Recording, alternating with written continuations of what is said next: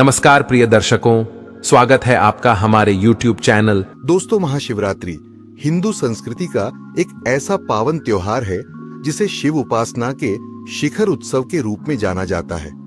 पंचांग के अनुसार यह पर्व फाल्गुन मास के कृष्ण पक्ष की चतुर्दशी तिथि को मनाया जाता है।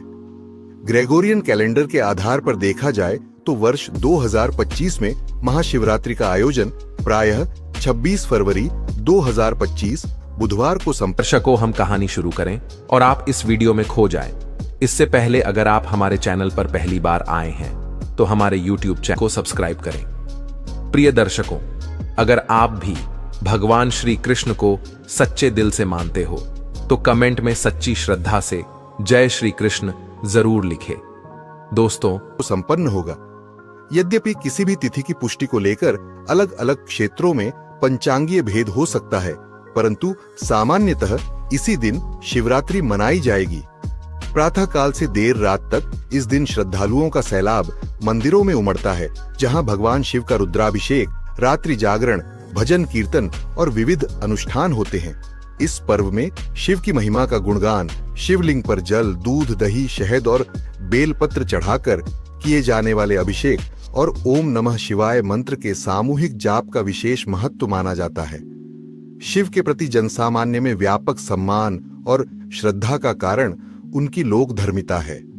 शिव का रूप कहीं औघड़दानी है तो कहीं नटराज के भव्य रूप में उनका सार्वभौमिक नृत्य दिखाई पड़ता है।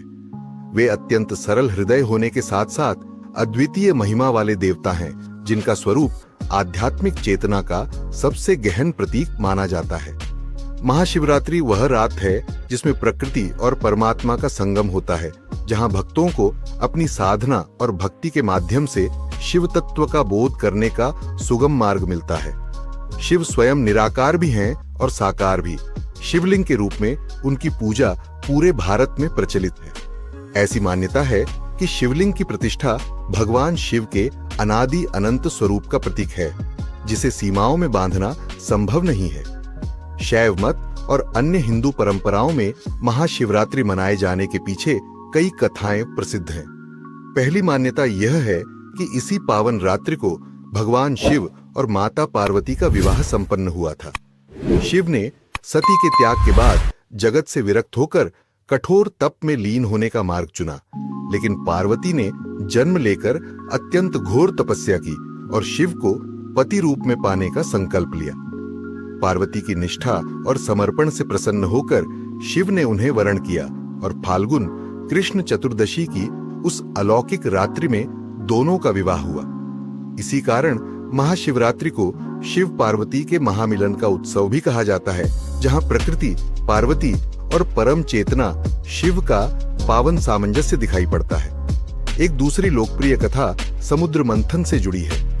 देवताओं और दानवों ने अमृत निकालने के लिए क्षीर सागर का मंथन किया था, जिसमें अनेक मूल्यवान रत्नों के साथ साथ भयानक हलाहल विष भी निकला।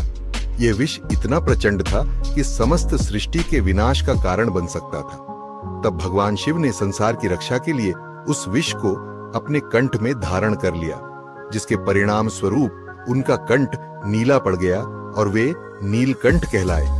इसे शिव का परोपकार और उदार हृदय का प्रमाण माना जाता है। किंवदंती है कि विष धारण करने की यह दिव्य लीला महाशिवरात्रि की पावन रात्रि में ही संपन्न हुई थी। अतः इस दिन को शिव की करुणा और त्याग का स्मरण करते हुए बड़े ही आदर और भक्ति से मनाया जाता है। तीसरी धारणा यह भी है कि महाशिवरात्रि की रात को ही शिवलिंग का प्राकट्य हुआ था, अर्थात अनादि अनंत अग्नि स्तंभ के रूप में शिव ने स्वयं को प्रकट किया, जिसके ओर छोर को ब्रह्मा और विष्णु भी न देख पाए। यह प्रमाणित करता है कि शिव संपूर्ण विश्व की परम चेतना है, जो किसी एक रूप में बंधे हुए नहीं है। शिवलिंग इसी निराकार से साकार की प्रतीकात्मक अभिव्यक्ति है, जिसकी पूजा का विशेष विधान महाशिवरात्रि पर किया जाता है। इस महान रात्रि को शिव तत्व सघन रूप में प्रकट होता है, जिसके कारण इसे शिव की महाशिवरात्रि कहा गया है। कई भक्त इस पर्व को व्रत, उपवास और रात्रि जागरण के रूप में मनाते हैं। पारंपरिक रूप से महाशिवरात्रि के दिन प्रातःकाल स्नानादि से निवृत्त होकर साफ सुथरे वस्त्र धारण किए जाते हैं और लोग पूरे दिन उपवास रखते हैं।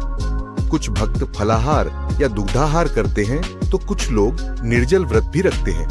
मंदिरों में शिवलिंग का अभिषेक पंचामृत से किया जाता है, जिसमें दूध, दही, घी, शहद और शक्कर सम्मिलित होते हैं।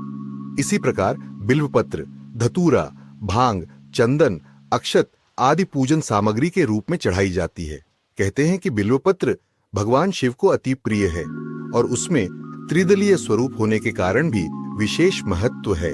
वह त्रिमूर्ति और त्रिगुणातीत शिव का प्रतीक होता है।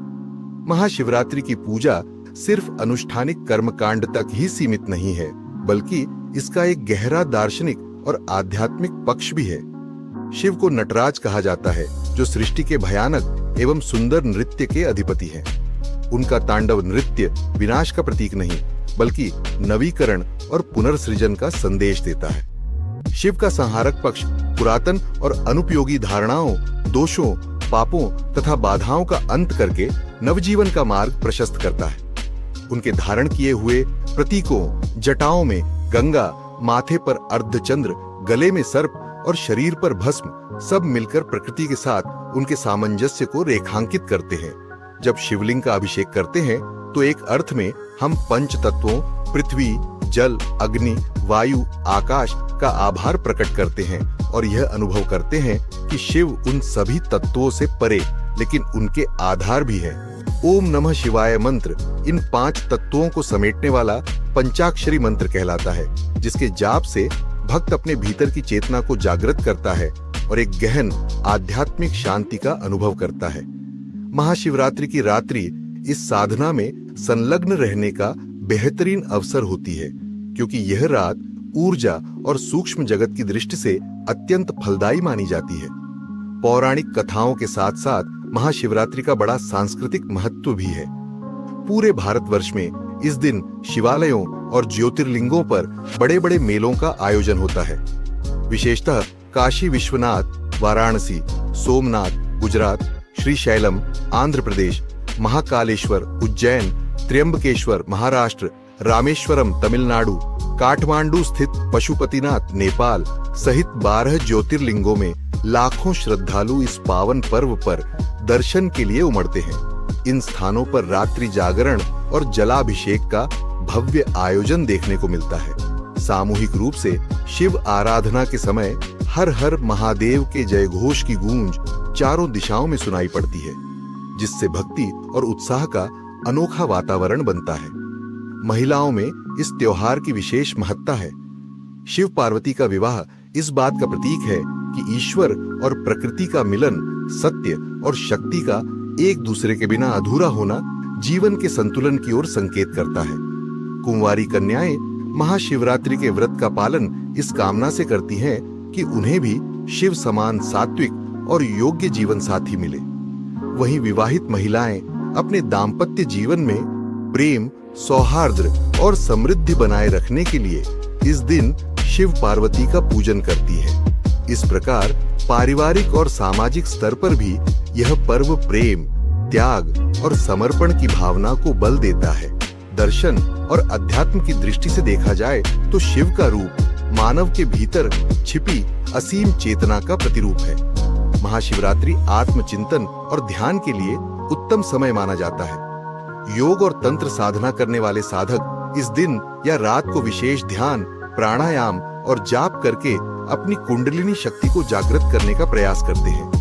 शिव ध्यान में लीन होने से चित्त में निर्मलता आती है। क्रोध, लोभ, मोह जैसी नकारात्मक वृत्तियां नियंत्रित होने लगती हैं और जीवन में एक नई ऊर्जा का संचार होता है। शिव संहार से भी जुड़े हुए हैं, परंतु उनका संहार रचनात्मक होता है। वह पुरानी और अनुपयोगी संरचनाओं को तोड़कर एक नए सृजन का मार्ग तैयार करता है। समुद्र मंथन की कहानी प्रतीक है कि जीवन में जब कठिनाइयां आती हैं, तो हमें भागने की बजाय उनका सामना करना चाहिए। शिव की तरह विष को न उगलना है न निगलना है, बल्कि कंठ में थामकर उसे निष्प्रभावी करना है। आज के आधुनिक युग में अनेक प्रकार के मानसिक तनाव, प्रतिस्पर्धा, पारिवारिक उलझने और सामाजिक चुनौतियां हमारे सामने आती हैं। शिव की उपासना या उनके आदर्श हमें सिखाते हैं कि हम अपनी परेशानियों से हार न माने, बल्कि उन्हें रोककर उनके दुष्प्रभाव से स्वयं को और दूसरों को बचाएं। इस दृष्टि से महाशिवरात्रि केवल एक धार्मिक अनुष्ठान नहीं है, बल्कि मनोवैज्ञानिक और आध्यात्मिक प्रेरणा का स्रोत भी है।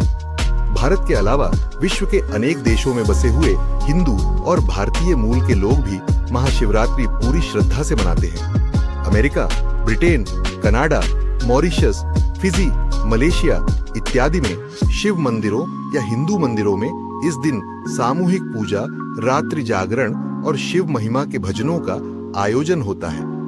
भारतीय संस्कृति से जुड़े लोग चाहे जहां रहें, वे इस पर्व के माध्यम से अपने मूल धर्म और परंपराओं को जीवंत रखते हैं। ये पर्व प्रवासी भारतीयों को न केवल अपनी जड़ों से जोड़े रखता है, बल्कि स्थानीय लोगों को भी भारतीय संस्कृति की गहराई और शिव दर्शन से परिचित कराने का माध्यम बनता है। शिव की प्रतिष्ठा एक ऐसे देव के रूप में है जो सरलता से प्रसन्न हो जाते हैं और अपने भक्तों पर वरदान की वर्षा करते हैं। इसलिए उन्हें आशुतोष कहा जाता है।